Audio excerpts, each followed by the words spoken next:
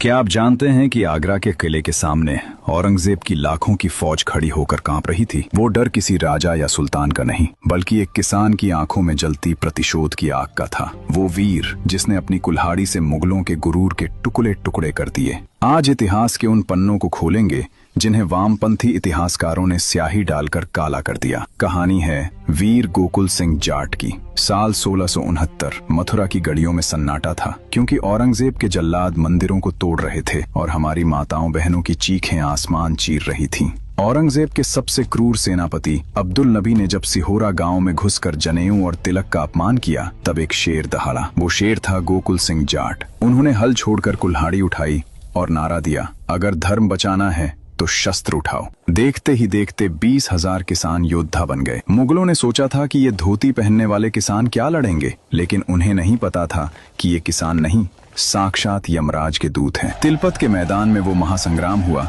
जिसकी गूंज आज भी दिल्ली के तख्त को हिला देती है। गोकुल जाट और उनके भाई तातार ने मुगलों की आधुनिक बंदूकों और हाथियों के सामने अपनी कुल्हाड़ियों और तलवारों से मौत का तांडव मचा दिया। गोकुल सिंह जाट ने अब्दुल नबी को बीच मैदान में ऐसे काटा जैसे कोई सूखी लकड़ी काटता है। मुगलों की लाशों से पूरा मैदान भर गया था। औरंगजेब खुद अपनी जान बचाने के लिए आगरा के किले में छिप गया और वहां से हजारों की नई फौज भेजी। कई दिनों तक युद्ध चला। मुगलों के पास तोपें थीं और हमारे वीरों के पास सिर्फ सीना। अंत में जब गोकुल जी के शरीर पर सैकड़ों घाव हो गए और खून की आखिरी बूंद तक बह गई, तब उन्हें धोखे से बंदी बनाया गया। 1 जनवरी 1670 आगरा का किला। औरंगजेब ने कहा, गोकुल इस्लाम कबूल कर ले, तुझे वजीर बना दूंगा। गोकुल जाट हंसे और बोले, मुगल, तेरी पूरी सल्तनत मेरे धर्म के एक कतरे के बराबर भी नहीं है। गुस्से में पागल औरंगजेब ने वो हुक्म दिया जिसे सुनकर आज भी रूह कांप जाती है। सरेआम